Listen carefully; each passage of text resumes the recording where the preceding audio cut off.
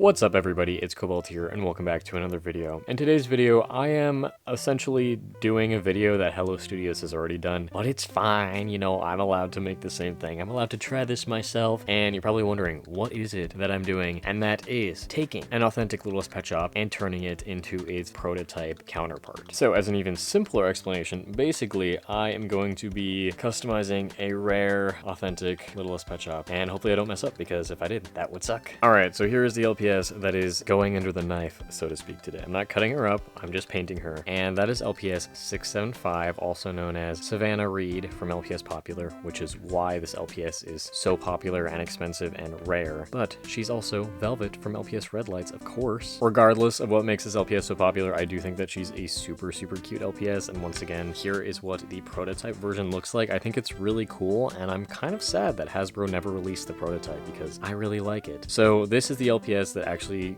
goes to my personal collection. She honestly could definitely use some repairs, like her nose is super chipped and her paws are pretty dirty. But this project is actually commissioned by somebody over on Instagram. So they so graciously sent me over their very own 675. And wow, she is in such better condition than the one that I have. It's kind of crazy. So I believe that this pet was a double in their collection. So since they got one that's in even nicer condition, they sent this one to me and obviously paid me to do this commission work and turn her into the prototype. So let's get mine out of the way. Obviously, first things first, yes, she is missing her little white stomach. When I got this LPS out of the package, she smelled like nail polish remover, so it's not like some weird error or prototype of her own. It was removed with acetone or something like that. And the prototype does still have the white marking on her belly, so I will have to add that back on. And then I will also have to paint her white muzzle and paint the back feet to match the front paws. I believe I will also need to paint the stomach as well, because this is such a, you know, very authentic, very rare, very expensive Littlest Pet Shop. Very risky sending it through the mail, so luckily she arrived, and I hope that she has a safe trip back to her owner once the customizing process is finished. But I figured that, you know, why not make some content out of this, take you guys along for the ride, show you guys exactly how I'm gonna do this, and frankly, I just need moral support so I don't mess up this custom. But anyways, without further ado, let's head on over to my desk and start that process. So welcome to the new kitchen. She needs to be washed because she is a little bit dirty and has some extra little paint right there. So I'm gonna do that first, and if you're going to customize a pet like this, it's probably good to clean it up before you add any paint that you don't want to wash off.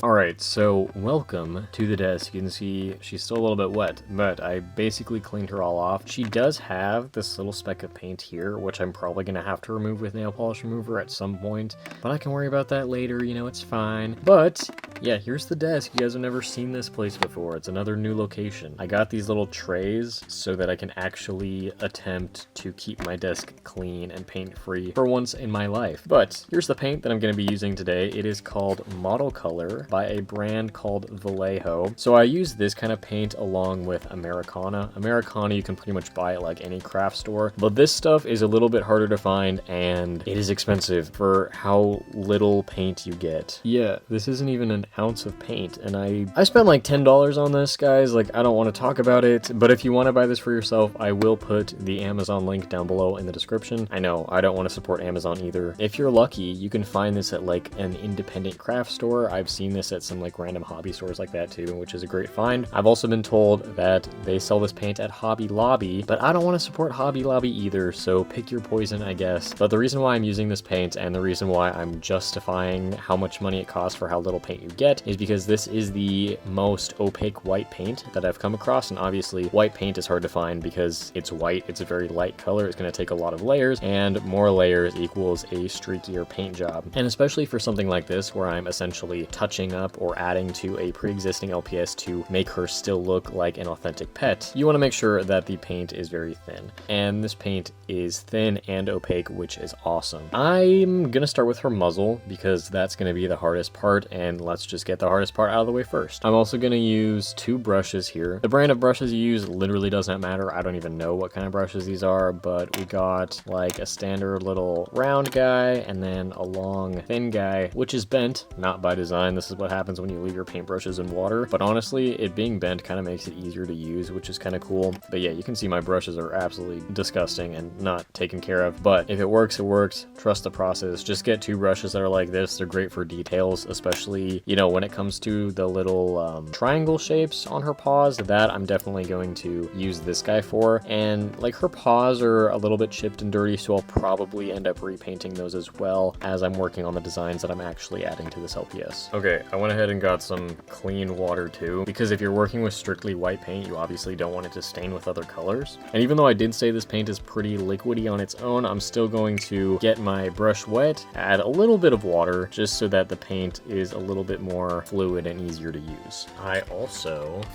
have my reference right here, so I know exactly what I'm doing, but we're just gonna go for it. And if I mess up, I mess up, and that sucks. But you know, I know how to remove paint from things. I just don't want to mess up like the important details or anything like her eyes. How am I gonna do this without blocking the entire camera with my hand? I always struggle with that, and usually I just do voiceovers in my videos like this where I'm customizing because I like listening to music or watching movies and stuff like that. But I've noticed a lot of other customizers have started doing videos like this, and I thought, hey, you know what? For this type of video where I'm not really making a full custom, I'm just kind of, you know, messing around with this. I thought it would be fun to sort of chat as I'm doing this and take you guys a little bit more through my process in real time so you can see the way that I'm applying this paint. I'm doing it very smoothly and I'm going over multiple times. When you use really watery paint, I don't really think you can see, but usually you get little air bubbles, and make sure to brush those away. Sometimes I blow on it to get rid of the air bubbles, because if they pop, then they leave like little holes in the paint, which is not good. But as you can see, like this is barely 1 coat and it's already thinned out with water. You can really see how opaque this paint actually is, which is super cool. So hopefully I will only need to do like 2 layers. That would be ideal, just to keep it as smooth as possible. And if your paint's drying up, getting a little bit thicker, just add a little bit more water to it. And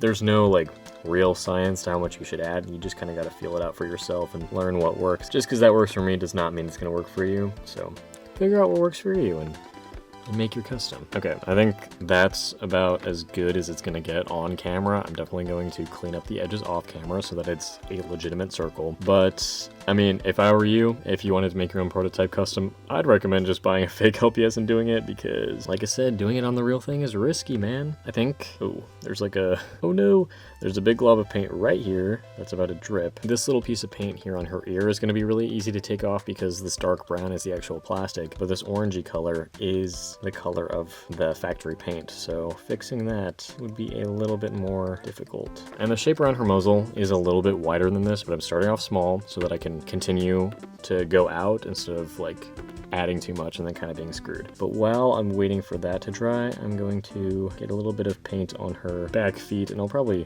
touch up her tail too. And while we're painting feet, I'll just add a little bit of paint to the front paws as well. That is about as good as it's gonna get for the first pass of paint on camera. I will get back to you guys shortly. Okay, so I have done a little bit more work off camera. You can see the muzzle is pretty opaque, so I'll probably just go over with 1 more layer, and then I started painting the belly as well, and I painted all the feet, but I just haven't done the zigzag markings on the back feet or obviously cleaned up the ones on the front. So now I'm gonna go in with the thinner brush, this guy, and clean up those edges and just make everything a little bit more crisp and add those small details. So let's see how I'm going to do this on camera. Oh my god. Okay, let's try this. Why is there a bug? Get out of here.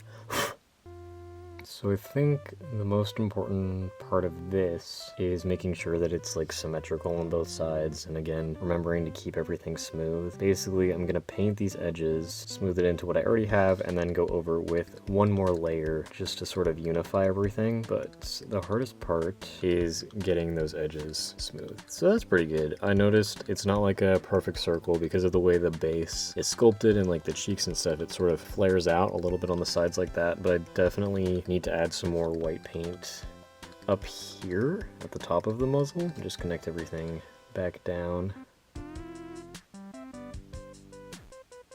yeah, I do need to make it look better off camera because this is commission work, so I want it to look nice, but that's as good as it's gonna get for you guys. Okay, so now let's do something about the paws. So the zigzags are uneven, but the patterning of them is pretty unified, so I want to make sure that I can capture that when painting them and make sure that I'm not touching wet paint when I'm grabbing the LPS here. This is probably the easiest part, especially when I'm going over what's already there. And in the photo of the prototype, these lines are very, very crisp. Honestly, prototype toys are a little bit neater than the real thing. That's true now, and obviously true back when this LPS was made too. And on the original pet, the zigzags kind of just end here. It's really only on the front, but it looks like on the prototype they sort of go all the way around. So I'm gonna add in a few extra ones here that weren't originally painted. Alright, so I'm basically done. Obviously, like I said, I did a lot off camera just because I needed this custom to actually look good. There's still things that I need to clean up, like this, and probably like this paint spill here that's from the factory paint. So I'm gonna do that later with acetone when I show you guys the final reveal of the custom, but I do still need to paint her nose, so technically we're using one other color. Also, when I painted the bottom of the feet, I left the magnet exposed just to give it more of that, like, you know, authentic Littlest Pet Shop look, because obviously if the prototype had the magnet, it would not be covered with paint because that's put in after everything is painted. So for her nose, I'm going to use flat brown, which is the same brand of paint as this white here. It's just the older label and a way messier paint bottle. But I think this looks like a pretty accurate color, and painting the nose is going to be super easy. This paint is a little bit thicker than the white, so I'm going to add a little bit more water, and that's the color of it. So yeah, pretty accurate. When it comes to painting it, I'm going to use that same extra long brush. This is really like my go-to paintbrush for pretty much everything that isn't a base coat. And this paint is super opaque, like you literally only need one coat of it. Need more paint on my brush though.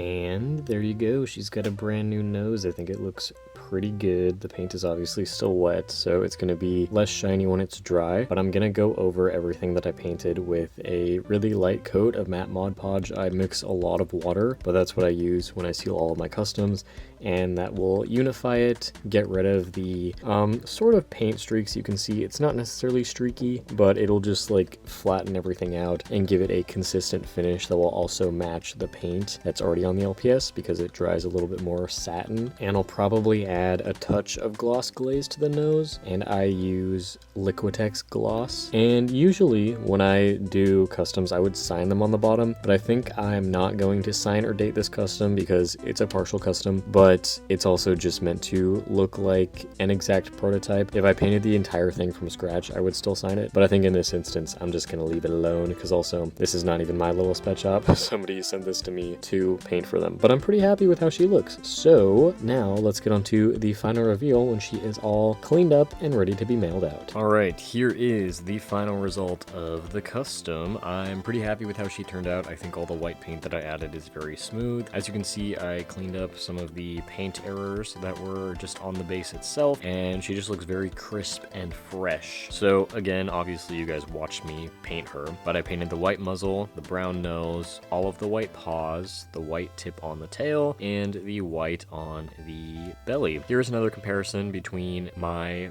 partial custom and the officially released image of the prototype, but obviously the prototype itself was never officially released, so making a partial custom like this is about the closest that you're gonna get to that. And for one more comparison, here is a comparison between the officially released pet and the prototype design once again. Obviously, wow, mine is in rough condition, especially compared to one that looks so clean. She could really use a serious nose and paw touch-up. It's kind of crazy. But yeah, definitely comment down below and let me know your thoughts on these guys in general. It's not every day you get to paint a really nice authentic base, so I don't know if I'll be doing videos like this again, but if for whatever reason I get my hand on a double that I'm okay with painting, or somebody commissions me for another similar thing like this, I might make more videos like this if that is something you guys are interested in. But anyways, comment down below which you prefer, the officially released pet or the prototype version. Do you wish that Hasbro officially released this gal over here, or are you happy with the one that we have? You know, the classic Savannah Reed Dachshund, everybody loves her. I definitely like both of them in their own way, but I do think that the white muzzle is really, really cute, so